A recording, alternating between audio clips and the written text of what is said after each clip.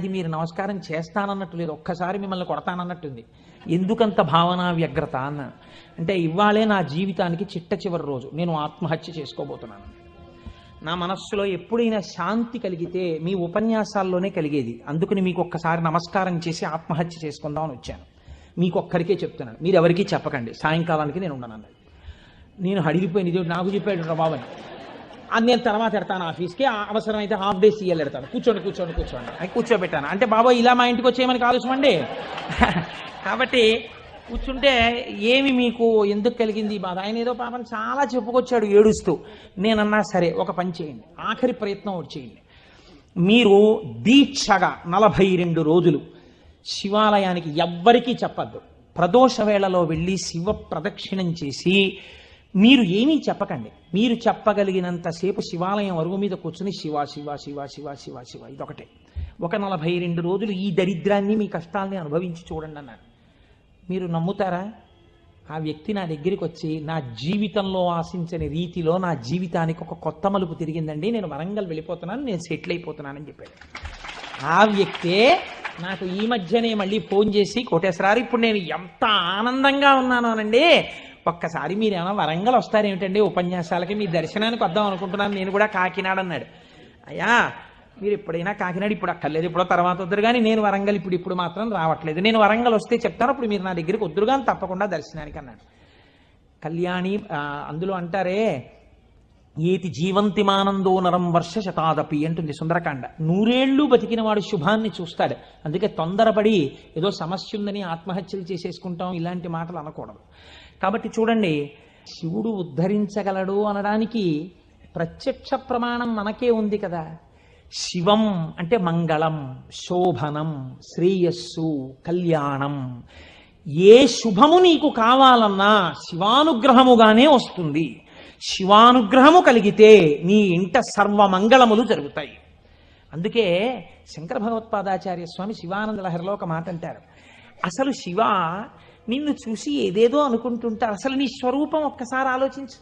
శంకర, నాకు శుభం ఇయ్యని అడగడానికి నీకు నేనేమి ఇచ్చివను? కరస్తే హేమాద్రౌ, ఒక చేతిలో నువ్వు మేరు పర్వతం బంగారు కొండ పట్టుకున్నావు, బంగారు కొండే నీకుంది, ఇంకేమివ్వను? గిరిశ నికటస్తే ధనపతౌ, గిరిశ ఓ శంకర, నీ పక్కన నవనిధులకు అధిపతి అయిన కుబేరుడు ఇలా నిలబడ్డాడు. నువ్వు ఎప్పుడు కుబేరా కొంచెం ఏమైనా 2 రూపాయలున్నాయేంటి అనలేదు. ఆయనే ఎప్పుడు ఏమైనా అడుగుతావేమోనని ఇలా నిలబడ్డా, ఆయన కోరిక తీరలేదు. గిరిశ నికటస్తే ధనపతౌ, కుబేరుడు నీ పక్కన ఉన్నాడు. గృహస్థే స్వర్భూజామరసురభి చింతామణిగణే, నీ ఇంట కల్పవృక్షాలు, కామధేనువులు, చింతామణులు రాసులు పోసి ఉన్నాయి. ఎన్ని కామధేనువులో, ఎన్ని కల్పవృక్షాలో, చింతామణులతో గోడలు కట్టారు నీ ఇంట్లో. పోన్లేవయ్యా ఇవన్నీ ఉన్నాయి కానీ నీకేదో మోక్షం ఇస్తాను, నీకేమైనా అనారోగ్యం వస్తే తగ్గిస్తానడానికి, నీ యొక్క శిరస్సు మీద శీతాంశు చంద్రబింబం ఉంది, చంద్రరేఖ ఉంది, కాబట్టి మోక్షం ఇచ్చే అధికారం నీకుంది. ఇంకా నీకు నేనేమివ్వను? నాది నాది అన్నది ఒక్కటి ఉంది నా దగ్గర, నీది కాదని నా దగ్గర ఉన్నది అన్నది ఏమిటో తెలుసా? కమర్థం దాస్యేహం భవతు భవదర్థం మమ మనః. నాది అని అస్తమానం నన్ను బంధనంలో పడేసే ఈ మనస్సు నీకు ఇచ్చేస్తా, బుచ్చేసుకో. ఏదో రకంగా ఆయన పాదాల దగ్గర చేరడానికి శంకరాచార్యులు వారు మన కోసం చేసినటువంటి శ్లోకం కమర్థం దాస్యేహం భవతు భవదర్థం మమ మనః. మమ అన్న చోట నేను అన్న శబ్దం శంకరాచార్యుల వారి కోసం అండి, ఆయన అపరశంకరుడు, మన కోసం. ఇది జగద్గురువుల యొక్క కారుణ్యం. కనుక అటువంటి శంకరుడికి మీరేమి ఇవ్వాలి? మీరేమి ఇవ్వక్కర్లేదు. కానీ మీరు ఇలా నమస్కరిస్తే చాలు, ఒక్కసారి శివ అంటే చాలు, ఆయన పొంగిపోతాడు. అందుకు కదా మనం ప్రదోష వేళలో ఉపన్యాసం మొదలు పెట్టే ముందు శివాష్టోత్తర శతనామ స్తోత్రాన్ని ఒక్కసారి అనుసంధానం చెయ్యాలి అని మనం అనుకుంటున్నాం. బాగుందండి మీరు చెప్పింది, శంకరుడు అంతటి గొప్పవాడే, ఇంతవరకు బాగుంది. కానీ ఇలా ఆయన ఎప్పుడూ మా కంటితో మేము చూడని రూపంలో ఉండడమేనా, లేకపోతే మాకు ఇంతకన్నా ఏమైనా గొప్ప ఉపకారం చేశారా? కదిలినటువంటి శివుని యొక్క స్వరూపాన్నే నటరాజమూర్తి అని పిలుస్తాం.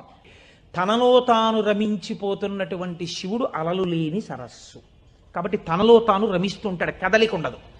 ఇప్పుడు అదే శివుడు సృష్టికర్త, స్థితికర్త, ప్రళయకర్తగా ఉన్నాడు అనుకోండి, కదులుతూ ఉంటాడు.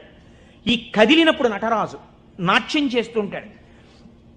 నటరాజు సృష్టి స్థితి ప్రళయకర్త అయి నటిస్తున్నప్పుడు పక్కన దగ్గరగా ఎవరైనా నిలబడతారా? నిలబడి అలా చూస్తూ సంతోషపడిపోయే వాళ్ళు ఎవరైనా ఉన్నారా నటరాజుని? శ్రీ మహావిష్ణువు అంతటి వారు అసుర సంధ్య వేళలో మధ్యలో వాయిస్తూ ఉంటారు, శంకరుడు నాట్యం చేస్తుంటే ఇద్దరే చూస్తారు. అలాగా మిగిలిన వాళ్ళందరూ నటరాజ తాండవమునందు సహాయం చేస్తుంటారు.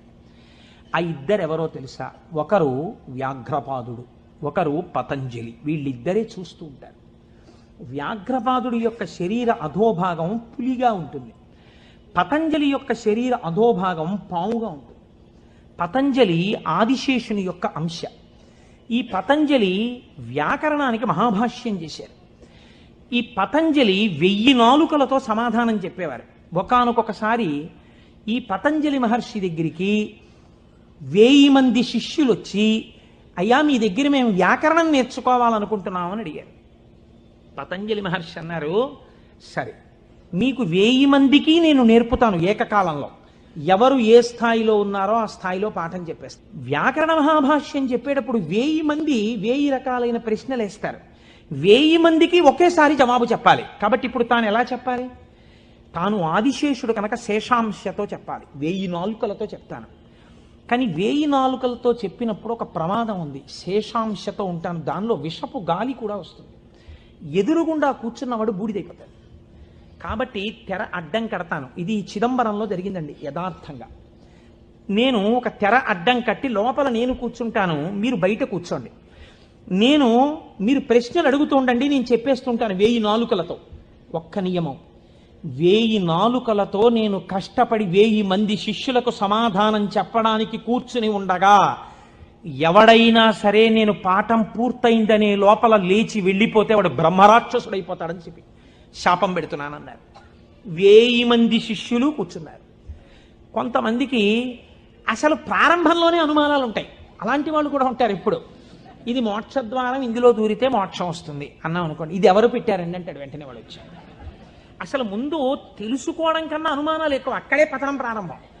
విన్నదాన్ని మననం చేసి దీన్ని మనం ఎంత అనుష్ఠానంలోకి తెద్దామని చూడకుండా మనం ఎన్ని అనుమానాలు ఇందులో తెచ్చేసుకుందాం అనేటప్పటికీ ఎప్పటికీ ఆగవు, మీకు ఎప్పటికీ ఆగవు అనుమానాలు.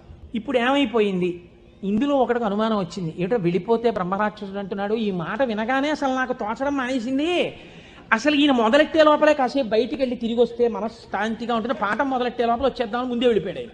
పాఠం మొదలెట్టేటప్పటికి వద్దాం, కాస్త మనశ్శాంతి వస్తుంది. లేకపోతే ఈయన ఏమిటో లోపల నేను 1000 నాలుకలు అంటున్నాడు, తెరత్తకూడదు అంటున్నాడు, ఓరు నాయనో ఇదంతా ఏ గొడవగా ఉంటుందో, వెళ్ళిపోతే బ్రహ్మరాక్షసుడు అంటాడు. ముందే కాస్త తిరిగి వస్తే, అలా తిరిగి వచ్చేస్తే కాస్త మనశ్శాంతిగా ఉంటుంది, అప్పుడు వచ్చి కూర్చుందాం పాఠానికని ముందే వెళ్ళిపోయాడు. అంటే ఎలా ఉంటారో చూడండి లోకం. ఇప్పుడు పతంజలి వ్యాఖ్యానం మొదలుపెట్టారు, 1000 నాలుకలతో చెప్పేస్తున్నారు ఆయన పాఠం. ఒక ఆయనకి అనుమానం వచ్చింది, ఏమిట్రా 1000 మంది అడుగుతున్నాం, 1000 మందికి చెప్పేస్తున్నాడు సమాధానాలు, ఎలా చెప్తున్నాడు రా ఈయన? తెర అడ్డం కట్టాడు, నేను చెప్తాను లేండి అన్నాడు. నిజంగా అసలు ఎలా చెప్పగలుగుతున్నాడో ఒక్కసారి చూద్దామని. చూడండి, సేవ చేస్తున్నారు పరమాత్మకి అని తెరడ్డం పెడితే ముందు వరుసలో కూర్చున్నవాడు తెరెత్తి చూస్తుంటాడు, ఎంత తప్పది అంటే అది కూడా భక్తి. కాబట్టి అలా ఆ పతంజలి అటు కూర్చుని ఉండగా ఒక శిష్యుడు ఏం చేశాడంటే మెల్లిగా తెరెత్తి చూశాడు. చూసేటప్పటికి విషపు గాలి వాడు ఒక్కడి మీదకే పెడుతుందా, ఈ 999 మంది బూడిదైపోయారు. అట్నుంచి ప్రశ్న ఆగిపోయింది. ఆగిపోగానే పతంజలికి అనుమానం వచ్చింది, ఏదో జరిగిందని. ఆయన పాఠం ఆపి లేపి తెర తీసి చూశారు, బూడిద రాసులు ఉన్నాయి. అరేరే చచ్చిపోయారా 1000 మంది అనుకున్నారు. ఇంతలో పాఠం వినడానికి కొంచెం మనశ్శాంతితో వద్దామన్నవాడు వచ్చాడు. నువ్వు ఎక్కడికి వెళ్ళావురా అని అడిగారు ఆయన. అది నేను చెప్తాను కానీ వీళ్ళు ఏంటంటే 999 బూడిద కుప్పలు ఏమిటండి అన్నాడు వాడు. వాడు బుర్ర మరీ పాడైపోయాడు.